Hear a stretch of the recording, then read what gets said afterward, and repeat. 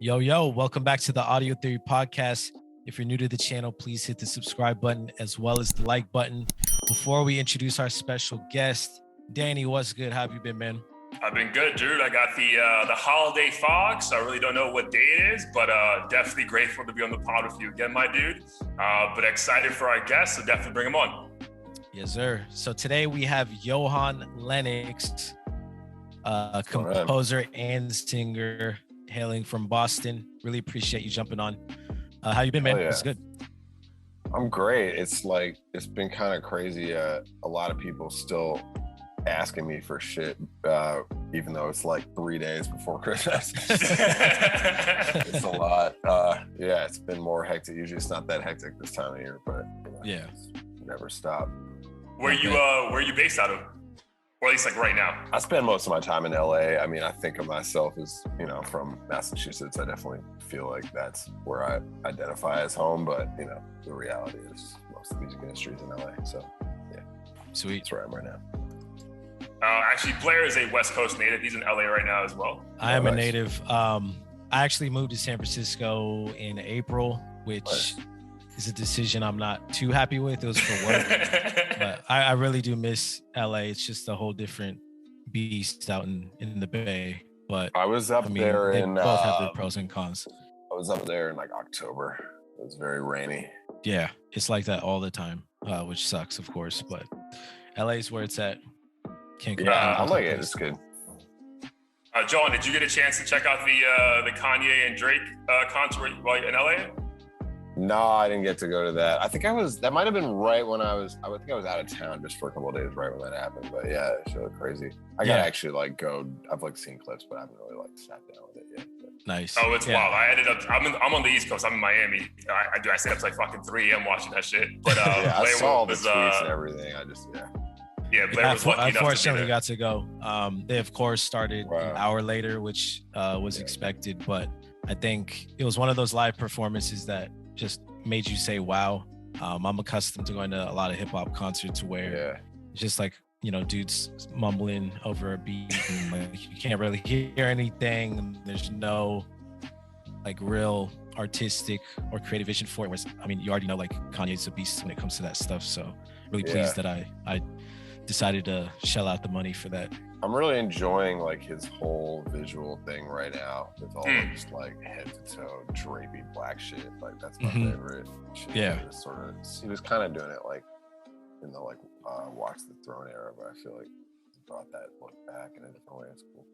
Yeah. The Watch the Throne era was fire though, because I remember I watched the Miami show and he came out in the kilt, the leather kilt, and I was like, oh man, I need a skirt in my life. That's I don't know what this is. That was crazy. Yeah. It really it's different. Awesome, dude. All right, man. But before we get into some interviews, obviously, let the people know exactly who you are. We love to do little icebreakers, just get the nerves out and let the people know a different side of you. So it could be a quick one-liner or one-word answer, whatever you want. Blair, I'll let you kick it off. Yes, sir. So I guess what's something you enjoy doing that people wouldn't expect you enjoy doing? I got two. One is I mixed drinks. I'm drinking one right now that I threw together, and then the other one is that I'm obsessed with roller coasters. Oh, nice. I'm not just riding them, but I know all the stats and shit too. I watch YouTubers. Okay. Oh wow. Oh, that's a real obsession then. It's a real. Well, they're both obsessions. Yeah. No, I mean, we get into it, but they're both very unhealthy obsessions. But I'm not mad at it. What for the drink? What kind of spirit is your preference? Oh man, everything. But I guess gin would be a particular one. Right now, I'm drinking something with pisco, which is it's South American spirit. Yeah, I think it's Peruvian, right? I believe it. Yeah. Yeah. I mean, it's only because I'm in Miami. That shit's everywhere. But otherwise, yeah, right. They make their pisco sours. Yeah. But I just make everything about that because it's all about creativity for me. So yeah. I feel you. What's one roller coaster you blown away when you actually went on? Oh man. Let's see. Blown away. I mean, it's still close to my heart. There's one called Superman at Six Flags in Massachusetts. Oh, fire. It's just they have a bunch of Supermans at different Six Flags parks that all do different shit, but the one just has a bunch of tunnels. It's just great. Going by the river. Nice. I went to the one in Jersey. Yeah, I went to one in Jersey where they put you like completely like flying and like I'm about to eat the fucking floor. And it's like, oh wait, I'll survive. It's like they have one like that in Atlanta too. If you ever, I don't know why you'd be at Six Flags in Atlanta, but since it's close. I heard they have one in San Francisco, or at least in the Bay, that I need to go to because I haven't been to a Six Flags in probably close to 10 years, but I fucking love that place. That's why it's an unexpected hobby for me, because it's like out of all the places, like I'm not a parent, I'm not in fourth grade on like a school trip. Yeah. Like, it's so weird how like once you turn like 18 or whatever, like there's this big ass gap when it comes to amusement parks. Yeah, exactly. Dude, but I just, you know, I'm like 6'6", 230 pounds. So like I'm not pussy when it comes to roller coasters, but like I also am very aware of like the weight limit on this shit. So I'm like, oh, is it only 220? I'm good. I'm gonna skip this one. It makes some of those ride seats like kind of confining too. I mean, like I feel like sometimes they're not designed for like a very wide range of body types. Sometimes, like, no, and also like when you raise 6'1", which you know that's not that tall, but like sometimes I'm just like, like you don't want to put your arms up. You're like, I know. I got a question for. I feel like I know the answer for some of your songs, but I want to ask you anyway. Are you a fan of hosting a party or attending a party? Oh man, that's a good question. Actually, that's a great question. I've never been asked that before. Definitely, hosting would be. Really? Yeah, I don't actually like going to parties that much, but especially because it's like most of the time I'm not going to know everybody or a lot of people, and so you're sort of like, well, who do I? You know, it's like just hoping the people that are there are interesting enough to keep your mind on it, or just get really drunk. Yeah. But if it's my fucking party, then it's my community, whatever, my people, you know what I mean? And I can serve the shit I want to drink, and it's like a vibe, you know what I mean? So like that's a blast. Oh my God, you're drinking fucking wine? That's incredible. You just came out of nowhere. For me too. I've done so many podcasts. I've never seen somebody drink a glass of wine during a podcast. You're a legend for that. Nice. I'm glad we were able to make it happen. That's incredible. Yeah. And just, I'm a Malbec kind of guy. Excellent. I don't know shit about wine, but me and my girlfriend have been like getting into it recently. I mean, we're into the weirder shit. We got into like orange wines and all that. Oh, dude, orange wines.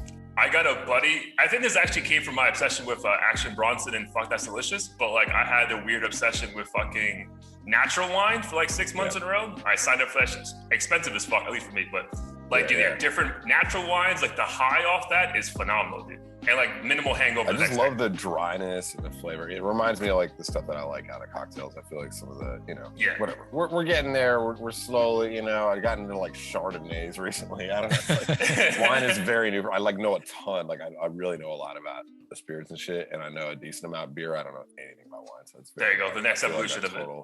Yeah, I feel like an idiot when I'm at these places. I'm just like back to like 100%. Like being a college freshman. Dude, I hate when I go to I go to a vineyard and they're like hint of tobacco. I'm like, why the fuck would there be tobacco in this? Like I don't understand. Right. Yeah. Well, that's my preferred way in because I'm used to tasting that shit with the stuff that I drink. The liqueurs and the spirits and shit where it's like, oh, this actually has a tobacco infused in it. So I'm used to. Got it. Oh yeah, okay, whatever.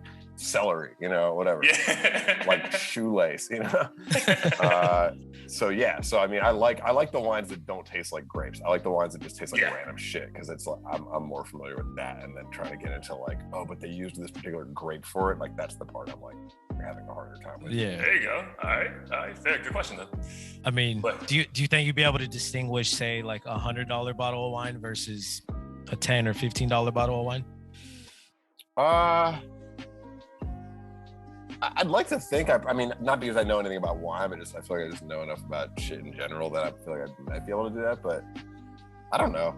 My girlfriend's better, actually. Her like, and we're both new to wine, but her taste buds are better than mine. I pride myself on knowing what shit tastes like, but she would nail it every single time. Nice. Yeah. Dope. This is I guess a deeper question. Would you rather be completely misunderstood after death or completely forgotten? Damn. It's funny. Yeah, misunderstood that's like the insulting one, I think. Yeah.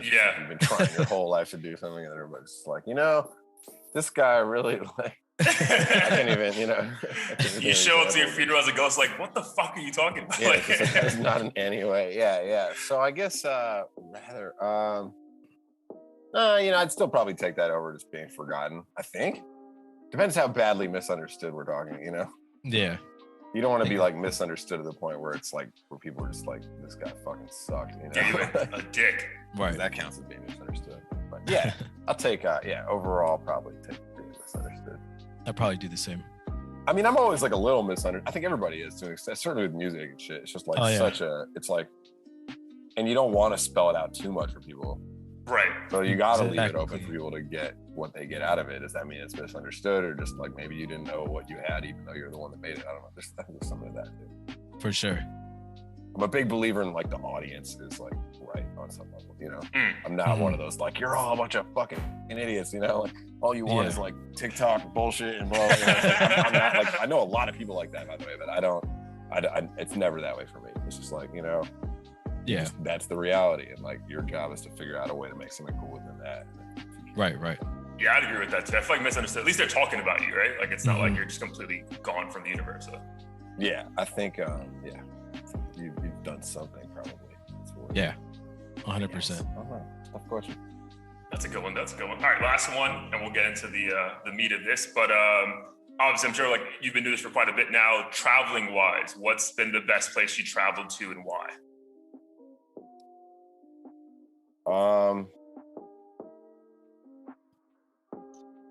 I went around the world in like a singing group in college.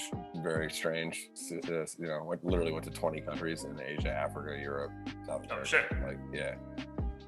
New Zealand, whatever continent that is. So yeah, it was wild. It's tough. I mean, definitely a few, like the safaris in Kenya are crazy. The fucking Cambodia, there's like a street that only serves pizza that's just covered in like weed butter. And it's just like, I like got really, I don't know. It's like, I don't know why I had to travel to do that, but I like was incapacitated for a day. Like the entire group couldn't like. Shit. Yeah, that's super random. Yeah, just weird shit like that. Dubai, I don't really recommend Dubai as like a long stay, but definitely in terms of just like a quick in and out, just like what the fuck is this place? Like, why is there so much money here for no reason? Is that basically what it is? Just marveling at like dudes with cheetahs in their car and all that? Yeah, that's probably what I should have been doing. But yeah, I mean, overall, obviously they got like the tallest building in the world, but like beyond that, I would just say like, if you ever been to Vegas and like how fake and just in the middle of nowhere that shit feels, just take that, but like times 10 but then there's no drinking or gambling at all. Wow. Well, there's a tiny bit of drinking, but it's not good because there's not a culture of drinking in like obviously Muslim countries for the most part. And then definitely not gambling. So it's like Vegas minus the only reasons I would ever go to Vegas. And then just like, but with all the fucking glitz and that shit. So it's interesting, different. And everybody, in the airport. Point. Yeah, and this isn't unique to Dubai, but like everybody in the airport, like, women head to toe, black robe, man, it's head to toe white robe. It's just like, that's just crazy to see in an airport. It's just different. I don't know. It's just cool seeing how different shit is. That's wild. I heard you can also get like a custom license plate for like $300,000 or something crazy. And a lot of people actually have the money to do it, which blows my mind. Yeah, probably. I mean, they got like an indoor ski slope.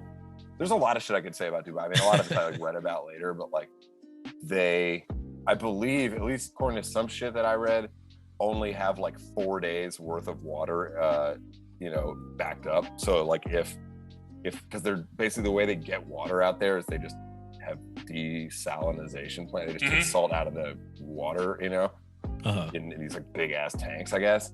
But you can only do that at so much capacity, and especially if you've got like indoor ski slopes and stuff that the water it's like they're using it like this crazy rate. And like, if the plants failed for some reason, they get 4 days and there's just no water anywhere in the city. Shit. So it's just like a crazy, it should not exist, man. Oh no, but then when you just have that much money, like everyone's benefiting from that shit at a certain level. Yeah, for a while. Until... Yeah. So then, so not Dubai, the dopest place you've been. So do you have like a dopest place? Like, yeah, that wasn't a really good answer, was it? Oh, I mean, it was an answer, but I mean, those were all like just crazy places. I mean, I didn't like spend a really like a good enough time to really be like, I really appreciate like Nairobi. Like, I didn't really get that. It was just a very like, what the fuck is this? Onward, which is cool. But in terms of places I've actually spent a long time in and been like, this is fucking sick. In America, like New Orleans is definitely a top. Okay. That's the best place in America for me. And then in Europe, at least, I've spent a decent amount of time in Berlin, which is, I just love that food and beer and like operas and shit. So that's good. Sweet. Awesome. All right. Out in Berlin. And yeah, I haven't been to NOLA yet, surprisingly, which is weird because I'm like so close. I got to go back. I got to go back to make sure I didn't like misremember. But I've been a couple times, but I've definitely.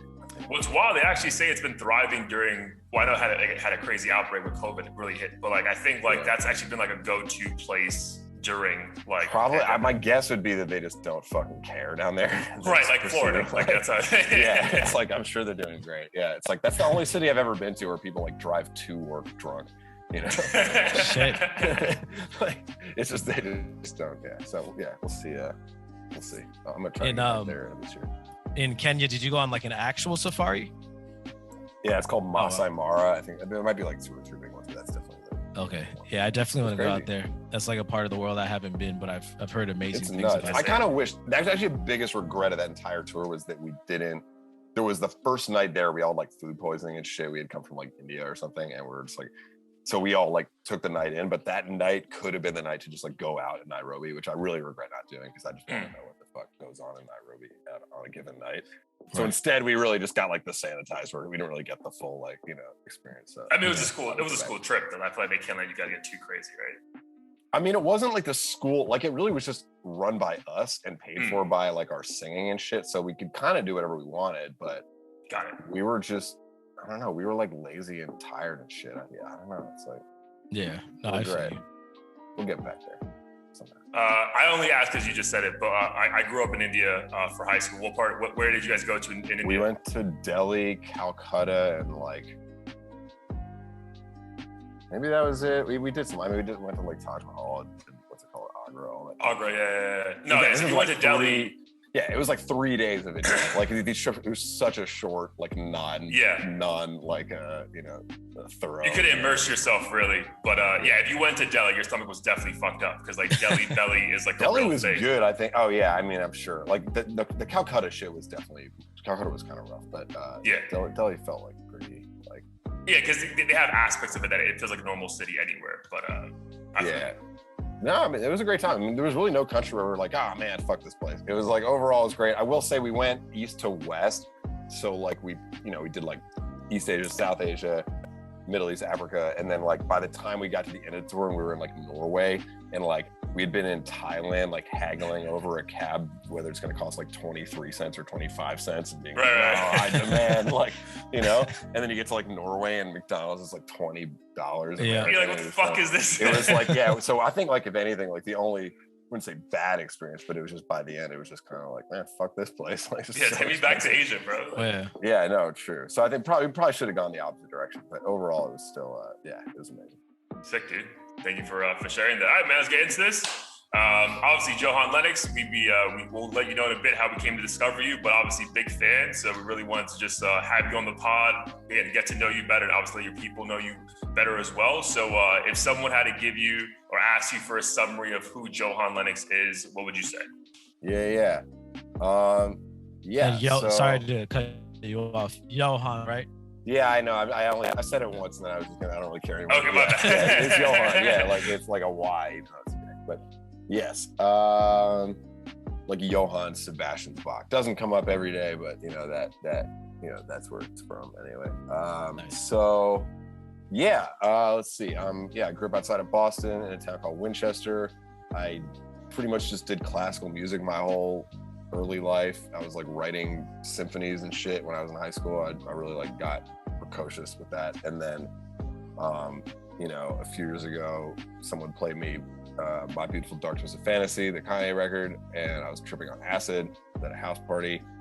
And I was just like, coming from classical, I was just like, this is crazy. This is like all the things I'm trying to do with the music I'm doing.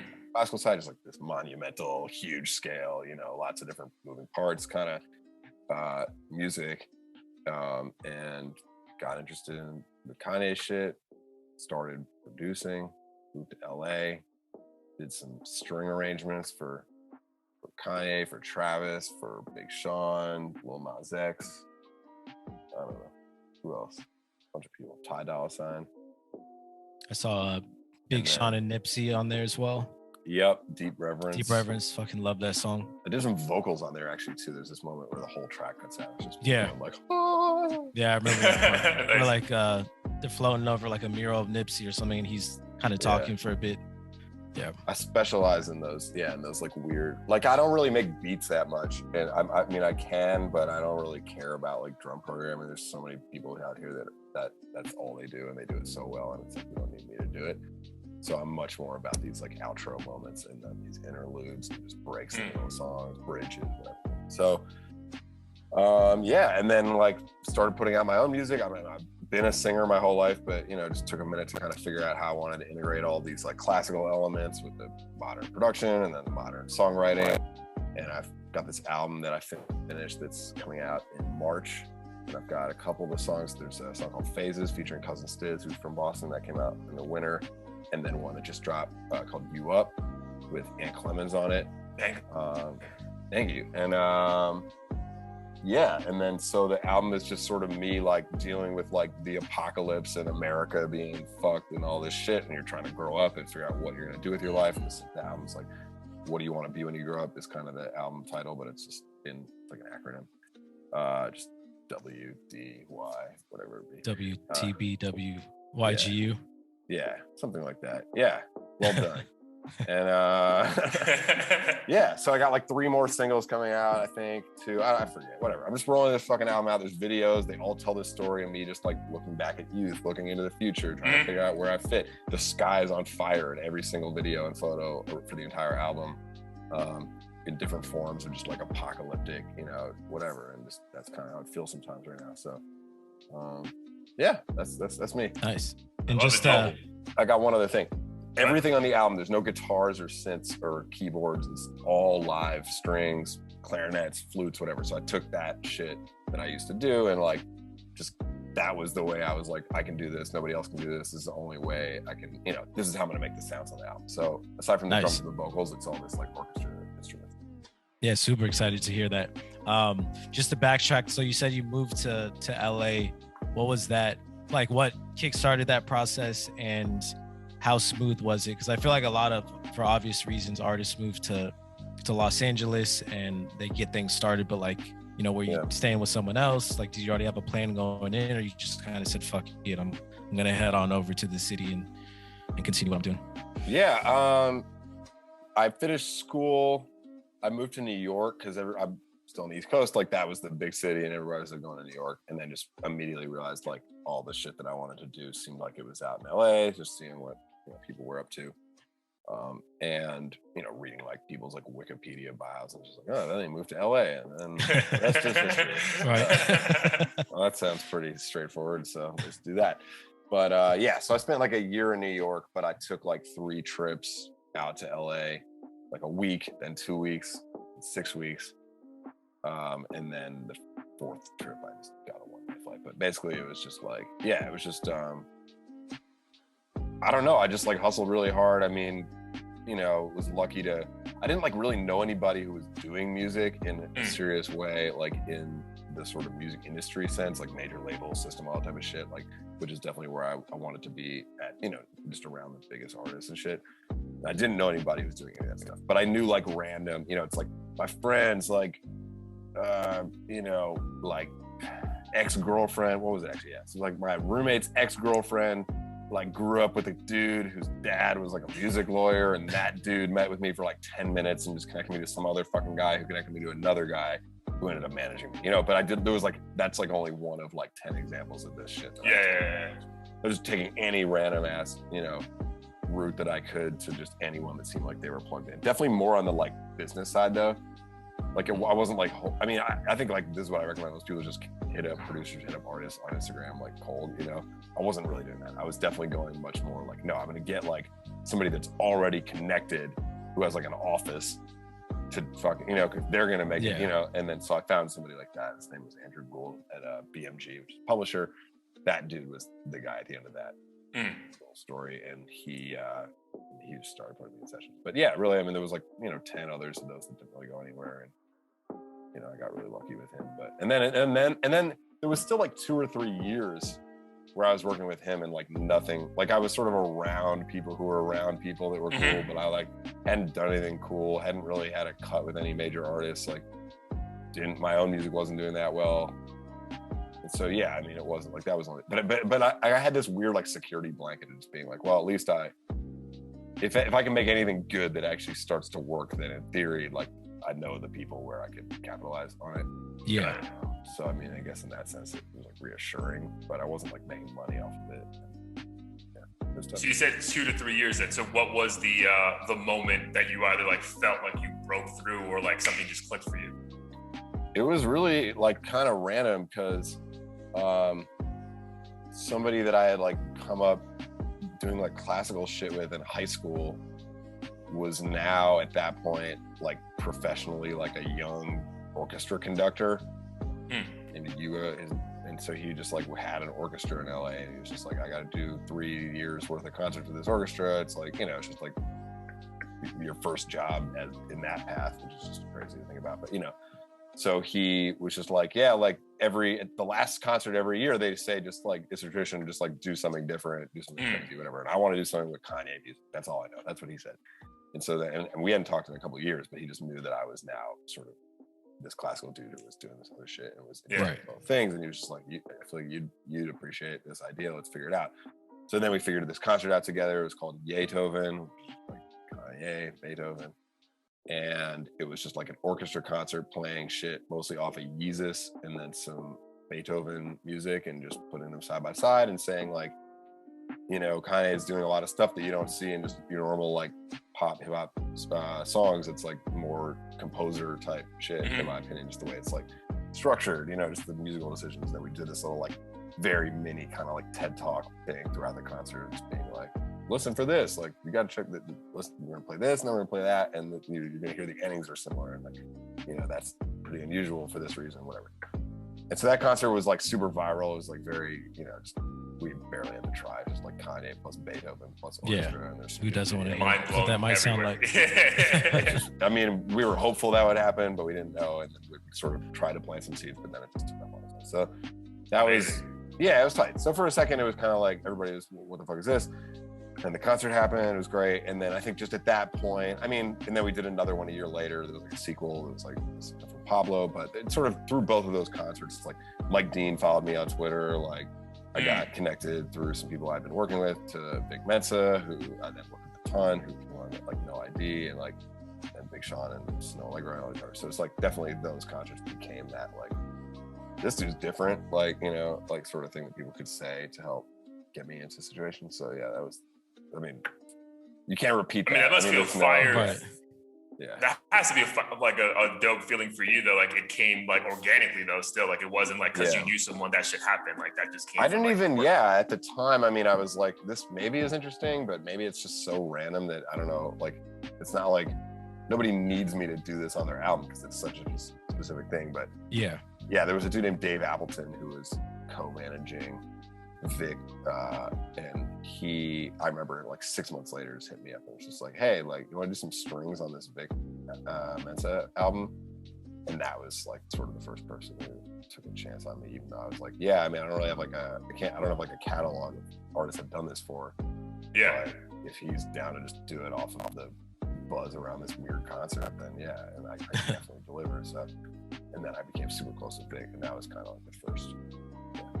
Nice. Awesome. And in those on those occasions, did you have like the full creative freedom when you layered on the strings and did those sorts of things, or was the artist like saying, hey, this is my vision, like can you kind of just make it come to life? It's usually, well, if there's a range. I mean and that's with Vic, it was like sort of right in the middle where like I mostly just came in with like a bunch of ideas. And then he'd get inspired and be like, oh, cool, yeah, that's great, but can we also have him do this one other thing? And then I would just quickly, like, either he'd just sing it to these string musicians over the talkback mic in the studio, or I'd sort of take his idea and sketch it out into something on the written sheet music, which is sort of how I work using software, but and then send them like PDFs of that shit, and then they would play it. But there's a range. I mean, there's some artists where I just do the thing and I pretty much know what they want. I send it back and they're like, oh, it's amazing. You know, I give them a few options maybe. Nice. Other times it's like they want to be there and I still show up prepared, or like I don't, and I just figure that we're just gonna figure this thing on the fly. Yeah, the wide range. Yeah, dope. I mean, correct me if I'm wrong, but it sounds like this kind of stuff is at this point in your career second nature to you, or do you have to invest like a shit ton of time? Yeah, you'd think. I mean, there's like, the thing is, I kind of only realized this recently, but there's actually like a few different styles of when people say I want strings. Like I mean, obviously those are just instruments. So I mean, in theory they could do anything, but basically people want like one of like two or three different things, right? Got it. One is this kind of like big sort of cinematic, like Adele, Hans Zimmer type shit. Yeah. Whatever that means to you. And that's, I can do that shit in my sleep, and I love it.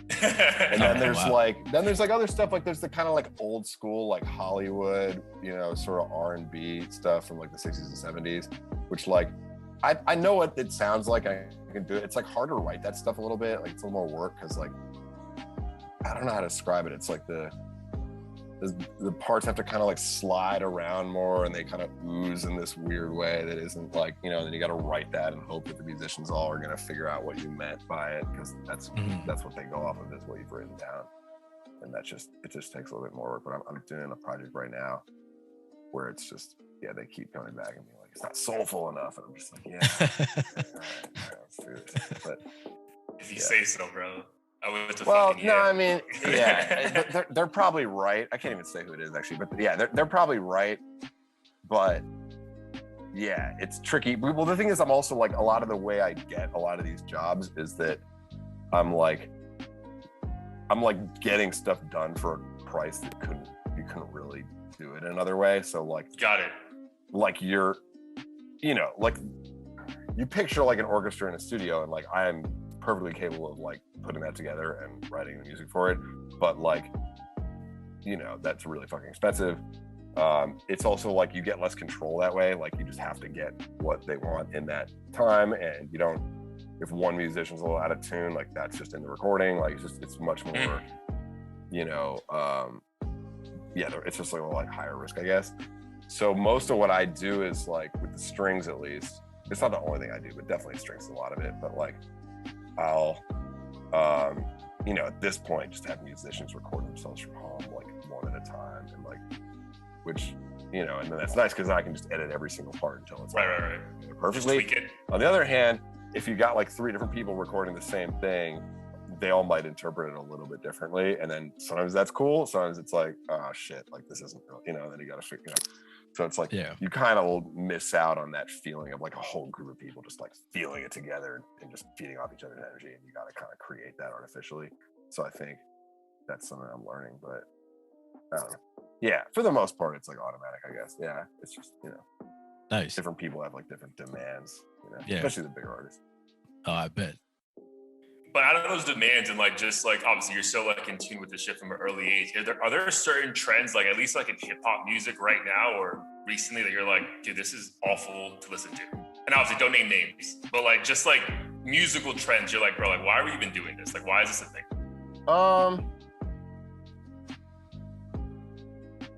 I mean, I'm generally like interested in shit that's like moving things forward. Like, you know, I didn't listen to it that much, but sort of like, you know, I listened through like the Cardi album, you know, like that's like different. That really, you really have never actually heard anything like that before in your life. You know what I mean? Yeah. It's not that different, but it's a little bit different, you know, and it's just pushing it just a little bit forward where it sets the bar to a new place, now new artists, you know. I'm excited about shit like that. What I'm less excited about is like artists just like, I see it more, it's like this kind of like, I don't know, like artists that are like, they're like, I'm trying to think how,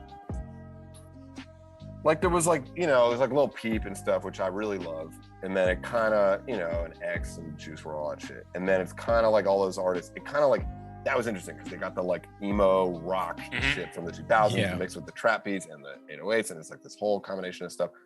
And then it's kind of like a lot of artists that have taken inspiration off of them are pushing it further and further and further back towards just like straight up just replicating what was being done 20 years ago. And you see that with other genres too, where it's like you get in the studio and they're just like, what I really want to make is just a Marvin Gaye record, totally different type of artist, but you know, just exactly. Like, let's Right. get the microphone Marvin Gaye used. You know? Like, no, seriously, it's like this happens all the time. Yeah. There's like big artists do it, and it's cool. But it's like, I don't know why we're doing that. Like, you're not gonna do it better. Like, just like it doesn't. What are you adding to the fucking thing? So you're really looking for like at least your ears is looking for like innovation to kind of spark your interest. Yeah, I just don't know what the point is otherwise. But you know, otherwise it's like a school exercise. It's like, can you make a record that sounds like 1993? You know, grunge rock. It's like, cool. Yeah, here's how you do it. And like, train your ears really well and figure out that's like an interesting exercise. But is that like that's it? That's the right. Like, I don't awesome. know. Yeah. Whatever. No, I 100% agree with you, and it got me thinking because I feel like I definitely have seen a couple artists who fall into the category of what you were referring to with like Lil Peep and Juice, and a lot of people claim these artists that we're referring to are industry plants, not Lil Peep, but the quote unquote clones. Do you think there's any validity to the industry plant argument of, hey, let's capitalize on building up someone's career who like seems like a clone to this deceased rapper or singer? Oh, interesting. I never even heard of it used that way. I mean, that probably is what a lot of people mean by it now. I mean, like when I first heard the term industry plant was like when I first came out here, and there was like, it was just kind of the end of like, this is like, you know, 5 years ago, but like the end of like music blogs kind of was when it really mattered. But there was a time, I guess, really before I even was paying any attention to this shit, when it was like a music blog could like make an entire career, you know? Yeah. Like bands and shit. And then I feel like the issue that people were having was that there was artists that were being written up on these blogs like 5 years ago or something, as if they were totally indie artists that this blog had just discovered, and being presented to, you know, like the fans of the blog as like, check this person out, where'd they come from, without mentioning in the first line that like signed to Capitol Records PR team that cost $20K, and which is what, you know what I mean? So it's like, I think that's where the frustration came from. I think the term actually was kind of legit in that sense, that people who like trusted in the system to like find the music, you know, not influenced by like the massive amount of money coming from the major label system, like would be pissed off if one of those artists turned out to have been funded by that the whole time. Yeah. So I get that. In terms of the thing you're talking about where they're trying to, I mean, find artists that, or clone, make artists that kind of fill. I mean, I hadn't really thought about that much, but I mean, there's obviously some truth to it. And that's always, it's hard to do that. Because I also think like those, I don't know. It's like, the best artists like are defined by like doing shit differently in a sort of idiosyncratic way that you're not going to be able to copy or, you know? It's like that they did it that way because that was what they wanted to do, you know? Like even like Kurt Cobain like was, I mean, I guess as I understand it, was kind of making like 70s style punk rock, you know? And he was borrowing from like the Pixies and other shit like that. But in the end, like he had a lot of weird taste in like lyrics and chord progressions and stuff. And it really sounds different because he did it that way, you know? Yeah. And like, I think if the goal, if like a label's just like who's an artist who's like a clone of another artist who is actually successful? It's like you can get like a decent way along. Yeah, that's a great point. Because like what's successful? Like, are they making a living off it? Probably. Oh yeah, like, sure, and that's fine. And that's, you know, really just a testament to the influence of that first artist. But you're not gonna, like generational artists are generational artists because they like, I don't know, because they just like they had a vision for how they wanted to do things. So whatever, they can try to, you know, you're not gonna make another Juice WRLD. It's just that's just not gonna happen. Exactly. Right. Yeah. And side note, I'm halfway through that documentary on HBO. Fire. Oh yeah. Oh my God. There is one? So, a Juice one?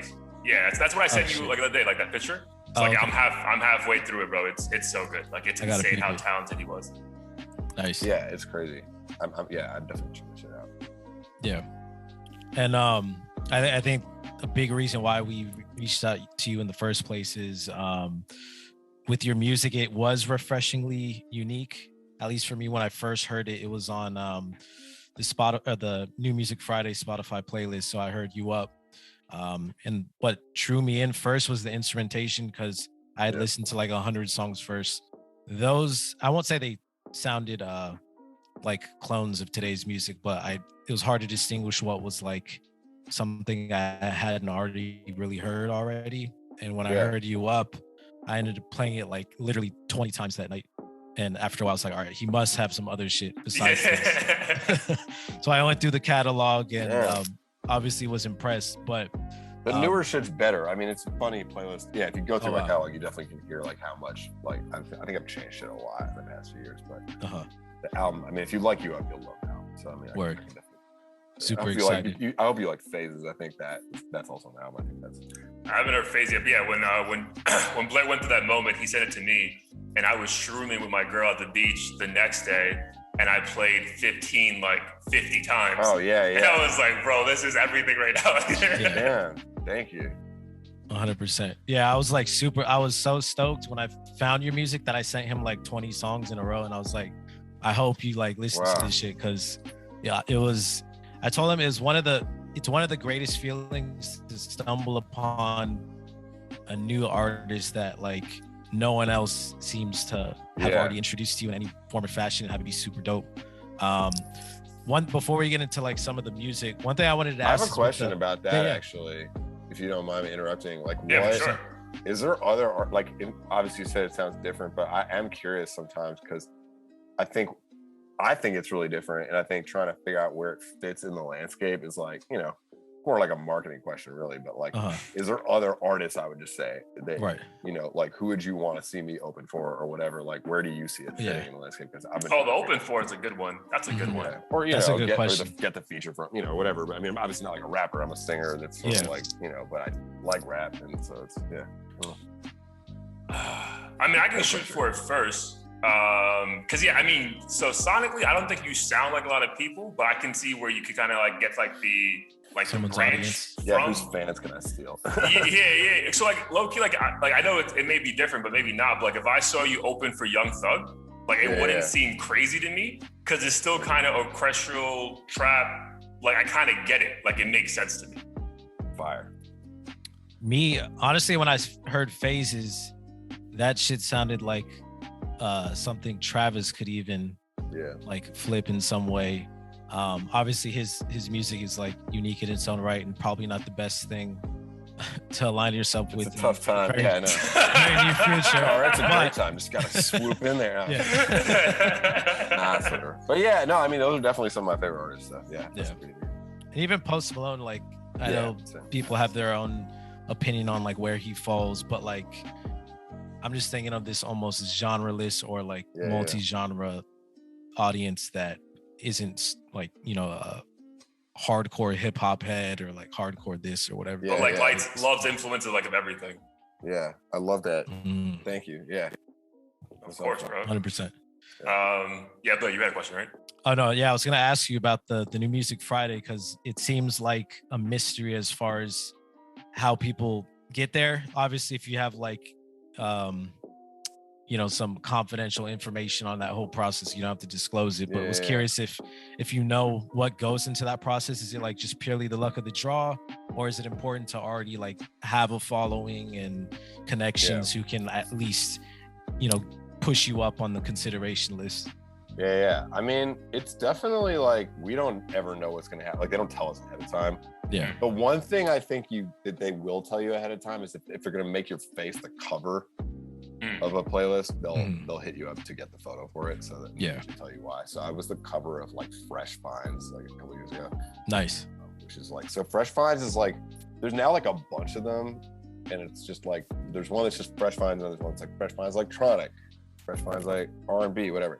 And this is all just like Spotify, like all of those, as I understand it, are like only unsigned artists. So it's like they literally, you know what I mean? And so labels look at those playlists, and it's like I don't know how you get on there. I mean, there's like a tool, they call it a tool, I guess, on the Spotify, like for artists site. It's just like the submit tool, and it's just like, what playlist do you hear this going on? What genres do you think this is? What moods, you know? Like, and they just let you kind of pitch your shit to them. And I mean, somebody probably reads that shit. I mean, I imagine they get like fucking tens of thousands a week, but I mean, probably. Somehow they're finding this shit, and like, and I mean, you definitely see artists that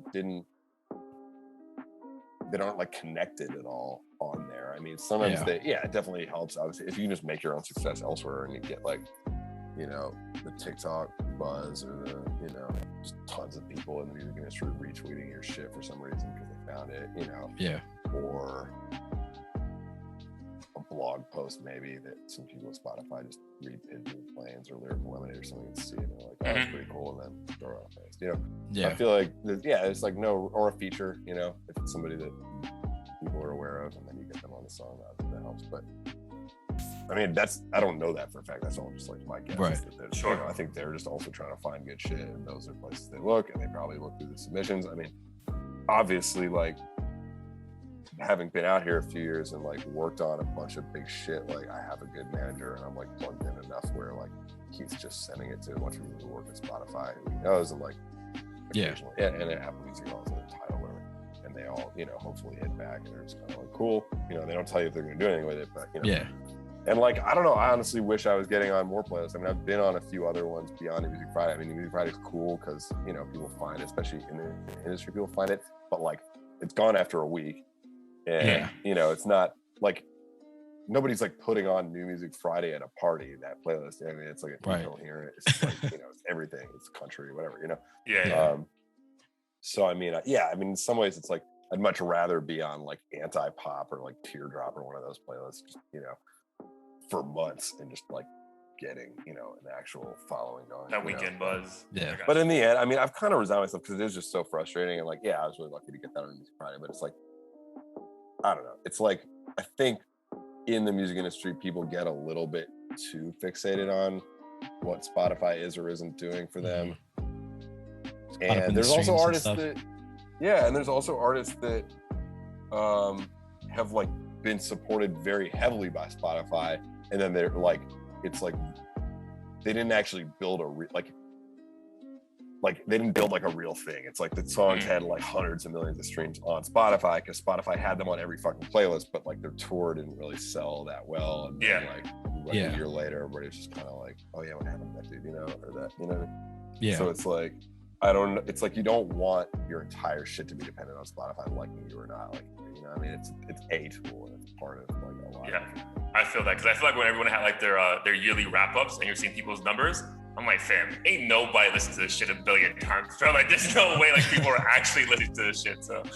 Or they did, but they didn't even know what it was because it was just on a playlist and it just played and it was on a party or it was on at a fucking hotel. Right. Seriously, and like that, you know, and it's that counts. You know, and those are all streams, but it's like, did anybody say yes? Let me fucking save this album, you know?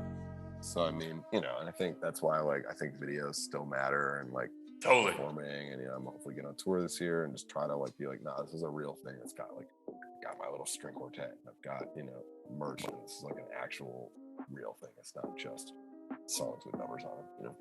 So for you though, like, is it just that? Like, is it just like you trying to develop your own core audience, or do you have like individual goals you're trying to set for yourself? Like, hey, I want to be doing this by, you know, 2023. Like, what are you trying to achieve? I've definitely had those, and I like missed all of them. Like, it's just, you know, it's just, you always. It just happened. I'm so ambitious, you know, and you're so impatient, and it's just kind of like, like I wanted to be a superstar 2 years ago, but you know, we're getting there. You know what I mean? Dude, but okay. So side note, how old are you, if you don't mind us asking? I'm 32, but I didn't even start doing this shit until I was 24. Like, I didn't even get a copy of software until I was 24. Which is so amazing though. Like, that's a short amount of time though, if you think about it. Yeah, that's what I'm saying. Like, it's like if you just, it's like the normal pace for that. Yeah. But I just like had a whole life before I was 24 where all I did was write symphonies and shit. Gotcha. I got you. So in the long run, I think like I'm gonna be in a really interesting place, you know, in another 10 years, whatever. Yeah. No matter where anything goes, like just, I have a lot of different interests and a lot of different skills that I want to combine. I want to like put like fucking live orchestra concerts with lighting and dancers and shit, you know, up. You know, I want to have musicals on Broadway, like all that stuff. That's always been part of the plan. The detour was like, you know, let me check out what's going on with like hip hop and pop music for a second. And that's sort of where I am right now. But it's like, I've got all these things in my back pocket that I think, you know, so it is like, obviously I'm competing with people that are younger than me. I'm also competing with people that are older than me. Like, it's not really, I don't think there's really an age limit on it anymore, but which is amazing. Like, yeah. But like in hindsight, like you were like 27, 28 when you did like the Kanye and all that kind of Mike D kind of stuff, right? Which is pretty wild, like in hindsight, like to think that you were not even 30 yet doing that shit. Yeah, I mean, yeah, Yeah, I guess. Yeah. It's just, I mean, it's just, it's been a lot. And I think it's also just been slow to kind of figure out like how to mix, like going from classical to, it's like one thing to be like 16 and just be like, like an obsessive fan of an artist and like come home from school and you don't even fucking care about your schoolwork and all you're trying to do is just make shit like that artist. And you're just, and at 17, it's like a direct channel to all, but it's like, I'm like coming from this as like, when I'm 23, 24, and I'm just like, I've written like fucking symphonies that were performed around the world and shit in orchestra halls, That was a fucking like, Nairobi. How am I gonna just, how am I just gonna like suddenly go back to zero? Yeah. Where I know nothing about this world. I'm not even a fan of the music. I literally just got into Kanye at 24. Like, seriously, it's insane, And then, like, I didn't even know the old Kanye. I only knew Darkness of Fantasy, you feel me? And then I had to, like, go, So it's just, like, such a weird, like, I'm just, like, suddenly, what is this shit? And I'm, like, relearning, like, I don't know if you've seen, I have, like, TikTok videos where people just play me songs from, like, 10 years ago. And it's just, like, I gotta watch that shit. I don't know any of them because it's, like... Yeah, I didn't realize you're on TikTok, but I just started to get into that. It's an interesting place. It's super goofy. I like it on there. But yes. Yeah, so, I mean, I'm just saying, like, I'm, like... It took a while to just figure out what the fuck I was even trying to do, let alone how to do it. You know what I mean? Right. And I think it took longer in some ways because I was coming from a place where I already had, But I think in the long run, it's going to be sick that I've been able to do things. But right now, definitely it's just kind of like, oh, fuck, like how many more years, Right. So I feel like artists, I feel like hip hop is one of those genres where you can bring new elements to it. And if it's interesting, like it's accepted pretty quickly and has like the potential to become much bigger, much quicker, whereas on other genres it's not quite the case. I mean, I believe in what I'm doing. I think that's what's dope about it. And there's definitely like artists that have taken off like in their 30s, like 2 Chainz, like St. John. Like there's definitely artists that, so it's not like, and I'm connected and shit. So I feel good about it. You're young as fuck, bro. You're young as fuck, bro. You're good. I know. You got your hair in my head now. You're good, bro. You look good, bro. How old are you guys? I'm 32. You're 30. You turned 32 this week, right? Or you turned 33? I will be 32 in like a week. Right. Yeah. I just turned 33 2 months ago. Oh, nice. So we're all in the same shit. Yep. Which is why I was actually like, this is the fan in me. So just so you know, like the context of the podcast, obviously we're super hip hop heads. Blair is actually an artist himself, and I'm just like a super fan. I've been obsessed with this shit since like growing up in New York. So the reason why besides shrooming, the reason why I loved your music though was there was a voice that was coming through of someone like really trying to identify with the past. So like, and obviously I love that you say you're 32 because like a lot of the shit like seems like you're not holding on to the past, but like trying to like bring those moments back. So like kind of like where was your mindset like making like 15 and like shit like that? Well, yeah, I mean, I think with that and with the album especially, like just the feeling of like on some level it's like I'm at an age where I know people that have kids that are like much younger than me, Oh, yeah. You know what I mean? So it's like, and like certainly going back, previous generation, whatever, like my parents and stuff would have been like way further into like adulthood. And I feel like I'm just some fucking kid, even though, I'm 32, whatever, like 100%, dude. I was 9 years old right now when my mom had me. So that's wild. Like, I mean, like she was 30. Yes, I feel you. Right. Yeah. So it's like, I don't know. I don't know what that all means. I mean, it's just like, I know like grown adults that like play Halo all day, it's like, it just feels like this border of like, okay, now you're done with school, like time to get a real life and a wife and a kid and a house and a picket fence, or whatever it is. It's, especially that American dream shit. I mean, that's definitely like the focus with the album, but just more broadly, just looking back on, and I mean, I guess that's not what 15 is about, but that's, well, just like in general, like that was like a sound that came through. Like I heard World on Fire, like on repeat. I feel like that was like a common theme in that, like I really like it sounded like you really loved like your early 20s and stuff like that. Yeah, it's just like lost in time. I mean, I still feel like I'm living the same way I lived 10 years ago. Like I really haven't in any way like matured, like, I know more, but I'm not like, it's just, I think I've just been trying to understand why I feel that way, and I think that's sort of what these songs are about. Is just trying to figure out like yeah, and like definitely just not wanting. I don't want any part of what I see as like boring adult shit ever. Like I always want my life to be fun and exciting and free and have that sense of freedom that I had as like a 15-year-old. At the same time, I also don't even know how I would go about having that kind of stability if I didn't want it. I don't, you know. Yeah. So it's just like, yeah, I think it's just trying to look at. And I'm assuming from the title of the next project, that kind of like a continuation of that same like voice. Yeah, well, so the cover for the album, What Do You Want to Be When You Grow Up, is just like this. It's like a little kid playing on a front lawn of a suburban house, and the sky is on fire behind the house. So it's like, what do you want to be when you grow up? It's just like,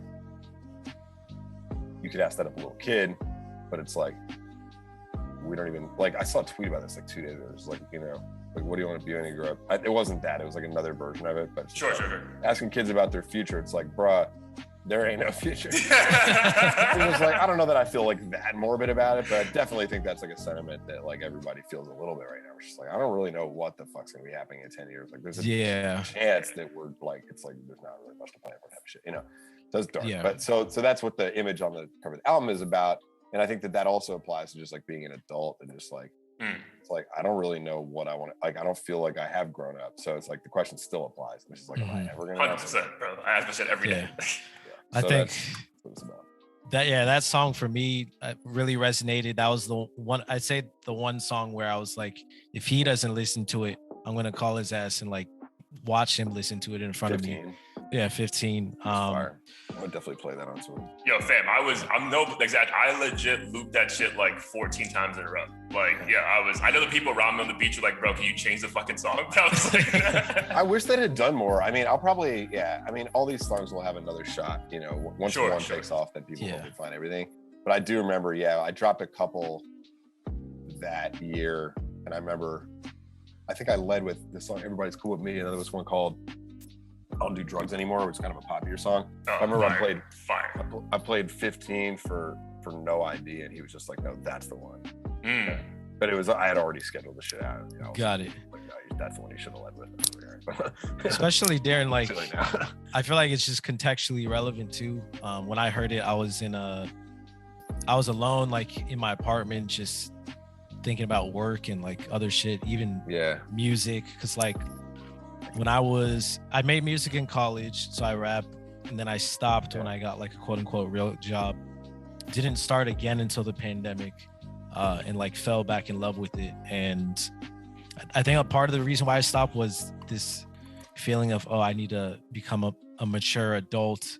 I can't be like pursuing, you know, these fairy tale dreams and this and that. Like I just recently got married, and my wife tells me all the time, she's like literally every song is about that. But like the rebellious voice, the rebellious voice. You should check. Listen, that's kind of what Phase is about too. It's about like everybody is just like doing all these, just doing all this shit. Like, she's going back to school.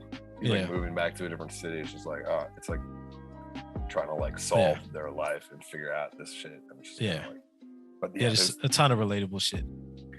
I think you're gonna like the next one that comes out. It comes out in like literally 3 weeks, called No One Gets Me. But it's just about like I mean, based on that title, I already know I'm gonna relate. Yeah, it sounds so emo, but the songs that come off really. I already know it's gonna hit. Yeah. Well, the pre-chorus is like, because no one wants to go out like they did before. No one wants to kick it like they did before. They'll be getting married till they get divorced, and I'll be waking up here on the bathroom floor. This next comment / question, please know this is not offensive, because I really do appreciate it as an artist. Have you ever listened to Lil Dicky or watched like any of his like shows and shit? Yeah, I've like watched. I only like started on the show. I haven't. I should actually. Which platform is that on? It's on FXX, I think. But not even like the show, just like his song. I actually fuck with music. Yeah, I really like. I think to this day, my favorite one was Pillow Talking. I think that was like the culmination. That was amazing. Of just like, because it wasn't really. I mean, it's kind of funny, but it wasn't like, it was kind of dark too, like weirdly. I don't know. Because it's just like, it's like humorful. But the question, like, my thing is like, I still stand by my comment. I don't think you sound like anyone, but on your song, Cancel the Party, that was the one song that I was like, it felt like almost like a parody rap. It's got a lot of punchlines, yeah. Yeah. Like I was like the one I bought all the mixers. What the fuck is a mixer? Like that whole thing felt like if Little Dicky was performing that like in the show, I believe it because I was like, this kind of just sounds like that. So it was just funny. I was trying to get that song to take off when everybody had to cancel their shit last year. So we got all these people doing like TikTok dances and shit like cancel the party. Right when like literally the week that shit all went down. But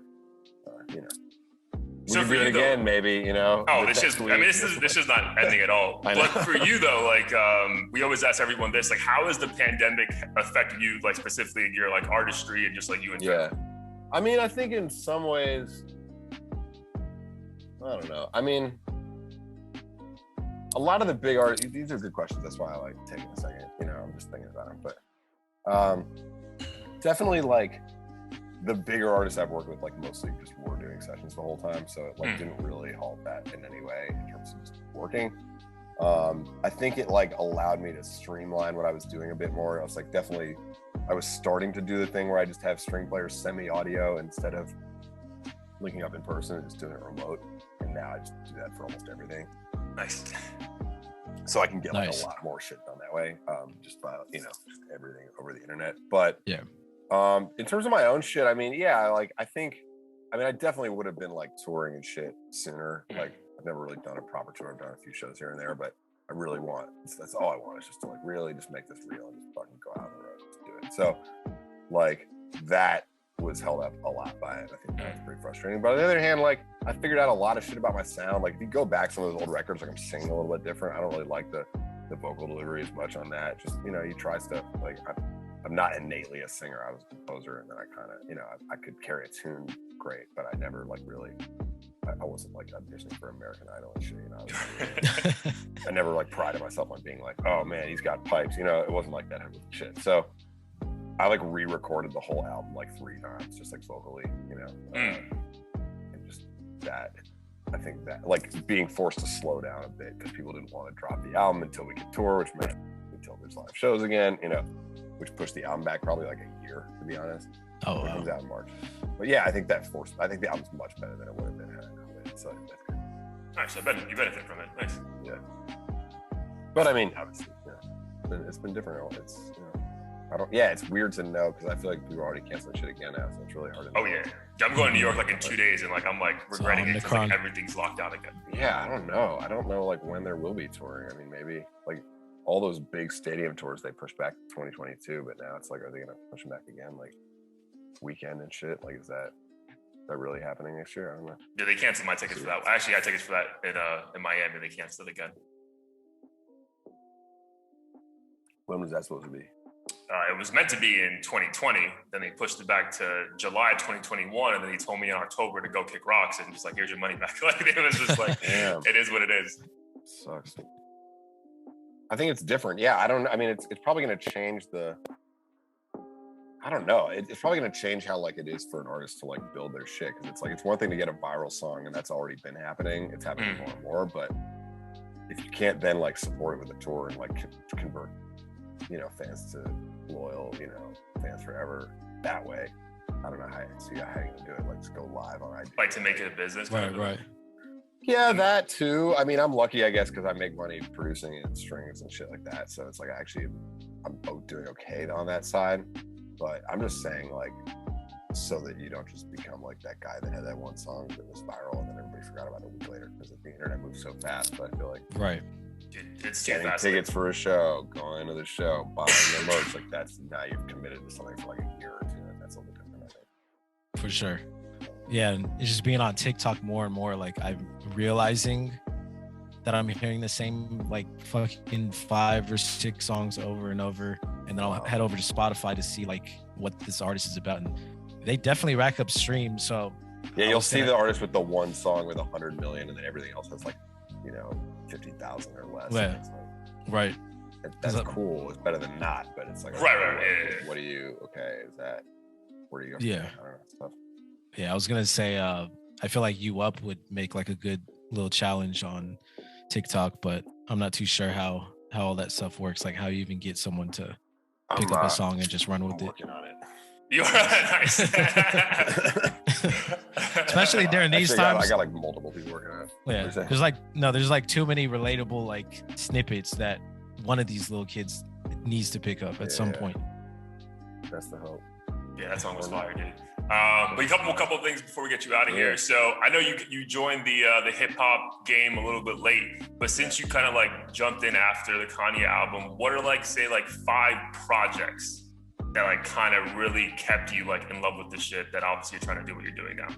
Yeah, it's hard. I mean, it's like I'm definitely coming at it more from a production standpoint. Like I said, I'm like, there's projects that are really well produced, like Tyler's like latest album, is like incredible production. Oh, phenomenal. Yeah. It's definitely like more in that sort of retro kind of like, nostalgic sort of sound, which again is like sick. I don't know that it's like the thing that like captivates me, but I mean, these aren't going to be like exciting answers. I mean, it's basically just like fucking, like the new Thug album was up there. I guess that's it.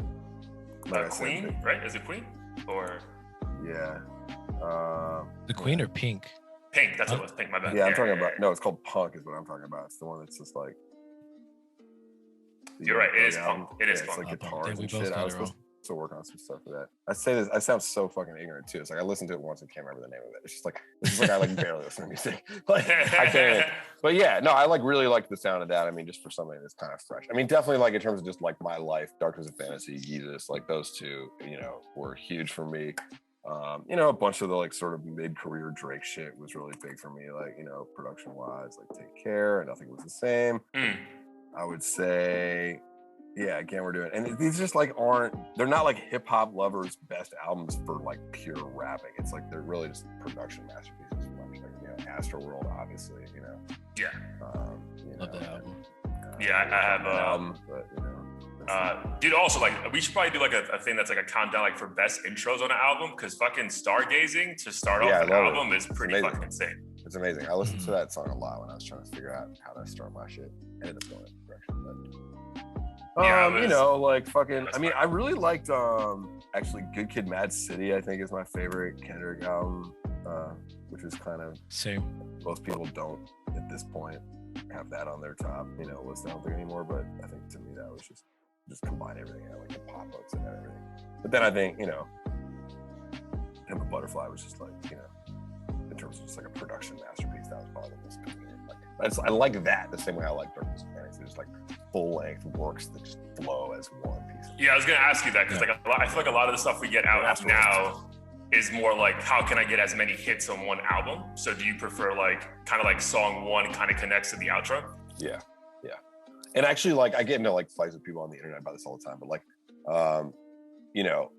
starting with like Life of Pablo, Kanye is like sort of he hasn't really been like finishing albums in the same way. He definitely just like leaves unwritten verses on there, and just like a lot of times there's a collection of songs, but like I'll take like Yay, that like 7-song album, over Pablo because at least it feels unified and it flows like a unified album. Whereas Pablo to me really just flows like a playlist of like stuff that he's working on, Got it. And so it's like even though there's probably better songs on Pablo in some cases, it's like as an overall cohesive project, like that's the way I'm listening. So I don't know.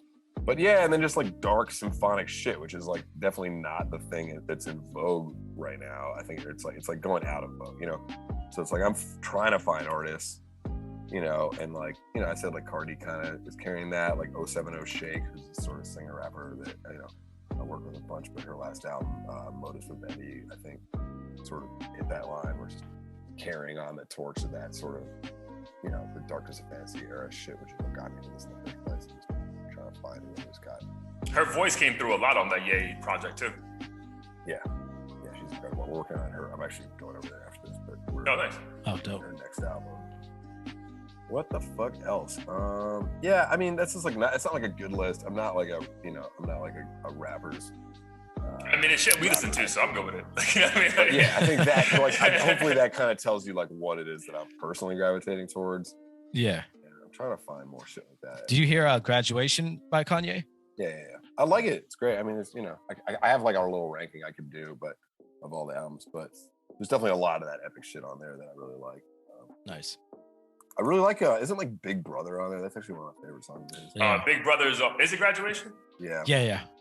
I was gonna ask because Wonder Wonder is incredible, Yeah, that live was dope. Wonder, I like towards the end, it has that instrumentation come in and take. You should listen to that. I mean, yeah, my girlfriend's actually a fan of this song with that sampled, not even knowing that Kanye sampled it. She was just a fan of this song. It's like from the 70s or something.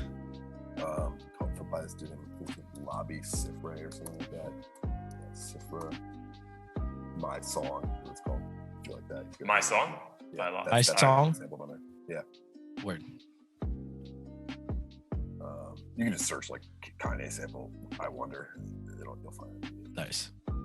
Yeah, Stronger. I mean, I don't know. It's like that's not like an exciting song to love by Kanye, but it's just like it is really fucking good, you know. Yeah, but I feel like at that time, especially like that was like 07 when he was going up against like 50 Cent. Like, yeah, like it was just so nice to have like this guy be so different and like kind of like quote unquote win whatever the fuck winning is at the time. So, like, yeah, it's funny that Barry Bonds and Drunken Hot Girls are back to back on that album. I never noticed that before. Those are like kind of the two ones that are just like, you know, but it's like they're right there next to each other. Right. I think in an interview he said that the only reason he really did Barry Bonds was because if aliens look back on that album like 50 years from now, he wants to say at least he had the hottest rapper in the game, like Lil Wayne on his album, which is like, it is funny how that works sometimes. It's like, especially with the features shits, it's like you wanna get it because they're big, but then it's like, okay, does it make sense? Fit or like. Yeah. Can I get the verse and then just completely reproduce and rewrite it? It's like I don't like what I did. It's like, you know, but I have. And then I'm assuming, obviously, you tell me, but like I'm sure you have friends already. So it's like your friends give you like what they think is a dope fucking feature, and you're like, I'm really not gonna put this on my project. Yeah, there's some of that. I mean, another thing that happens a decent amount is like it's somebody that I really admire, and I get something that's cool from them, but like the thing I sent them was kind of weird, and they didn't really like 100% know what to do with it. So understand it. Yeah, so they did something on it, but it's like it like didn't make that much sense with the flow of the song. But then I'll just like reproduce around them as much as I need to until it works. You know, like I have this song called Throwback Thursday. And it's got this like Lil Keed verse in the middle of it, and Lil Keed, like his verse is super slow, and it didn't make sense with the fast drums. But then I just took the drums out and just put them over like an orchestra break, and now it's like the fucking best part of the song. You know what I mean? So it's just like sometimes you find. Yeah, like, Throwback Thursday actually is in my top 3 of your catalog. Well, yeah. Dope. I mean, just thinking about like the bigger picture in your career in general, what does like the perfect Johan Lenox career look like in 15 years? Like, do you want an immense amount of fame and recognition and just be a megastar, or are you like more so focused on just accomplishing certain things and not necessarily looking for yeah, I mean, like where I want to end up is like I want to be like, you know, 50 and like 60 or whatever, and just like putting big ass shows up on Broadway and in Vegas, and just like not even with me in them, just big, like we're gonna go see this crazy ass orchestra show. It's like the way people go to see Cirque du Soleil, but you know, my music, and the music is the focus of the dance, but saying that like production design and shit. Yep. And like that's what I've always wanted to do, and I think I just partly felt like the only way that stuff is ever going to happen is if it's like, here's like Young Thug doing this, here's Post Malone, you know, whatever, like an artist with that name recognition who can be like, now he's doing this crazy orchestra thing. What the fuck is this? And then like the fans show up, and the story is already there. It's like that, those, because the things I want to do haven't been done before, and it's really hard. It's hard to do that like live stuff anyway because it's so expensive, but to do something that hasn't been proven, it's like possible. So it's like, at least if I've been proven by that point, then it's like maybe they let it slide. You know what I mean? Yeah. You know, Travis, I mean, obviously things are with Travis right now, but like certainly like, you know, that he got the deal to do those movies with A24, and he owned the hard soda company. You know, he's like the licensing master, but like I'm saying, like that's power. You know, you can really do some crazy artistic shit. To leverage, yeah. So I mean, that's where I want to end up, and then I mean, until then, I mean, if there's whatever will get me to that point, I will do. You know, it's literally like that is like I'm so focused on that end point. You know, but yeah, I mean, I like really in the short term really want to take this shit on tour and just like maybe just gradually like do a tour, do another album, and gradually the tour just evolves towards the thing that I'm talking about, and it becomes more and more just like the kind of way Kanye's done too, actually, where it's like the Donda roll out like it was like whatever those stadium shows. He wasn't rapping at all. He was just jumping around and walking around in the center. You know, it's like he's basically just doing performance art. So it's like I feel like I could see pushing. You know, just you could just gradually evolve the tour shit into the you know spectacle shit that I really want to do in the long run. But yeah, in the short run, definitely just like get the fuck on tour, have a hit song, you know, just really, just take it all the way. Awesome, dude. Again, obviously, you know, you already have a couple fans here, so anything we can do to help out. For that. No, it's so sick. I'm so glad you fuck with the music. Oh, fuck yeah, dude. Oh, yeah, dude, super fans right here. So again, the wine is done. So we'll give you, we're gonna wrap this up right now, but we'll give you a second to plug anything you're pushing right now, projects, where they can find you. We'll make sure all your tags are up when we post this too. So we got You Up featuring Ant Clemens out everywhere. That's Ant. He was on like All Mine and Hurricane with Kanye, and then he's got a great project on his own that was Grammy nominated. He's just a great singer, and You Up is we dropped that a few weeks ago. There's a video. And then January 14th, there's a song called No One Gets Me featuring Rumor. That's like, he spells it RMR. A lot of people saw this dude because he went viral singing like a country song while wearing a ski mask and waving a machine gun around. Okay. We saw this. It was like very, you know, it's a great, beautiful cover. He has an incredible voice. He's like a very funny dude. But this is just went viral last year. So he's on that song, and we got him in the video. He's great. So I work with him a ton. You know, epic, like operatic kind of R&B voice. And then there'll be a couple more, just one more song probably in February, I think, and then the album in March. And just I hope people, follow me and listen to all this shit and come to my tour hopefully this summer, whatever it'll be, maybe a festival, whatever it's gonna be. Just come see me. So awesome, dude. But yeah, if you go on tour this summer, we'll definitely be there, bro. We got shit going on anyway, so we'll come through. But yeah, dude, I really appreciate you jumping on the pod, dude. Like, honestly, this is a great way for us to end the year. Again, we're super fans, and again, what we'd like to do on here is just like really put people on to artists like maybe they do kind of know about but don't really know about. So again, man, you're really in that niche, but really we hope you become more mainstream over the coming years. So if you don't mind, Blair's gonna kick us off right now, but just stay on for a quick second and we'll say our goodbyes properly. Yes, sir. Regardless of which platform you're listening to, you can peep the episode on all platforms. Just head on over to audio-theory.com. New episode every week. And if you're also interested in interviewing with us, feel free to reach out. But thanks so much, Johan. All the socials and everything will be in the description box. So don't forget about that, and share this music with your friends as well. Hell yeah. Thank you guys so much. Yeah, tag me in all that shit. I'll repost, all that. Love you, dog. Sick.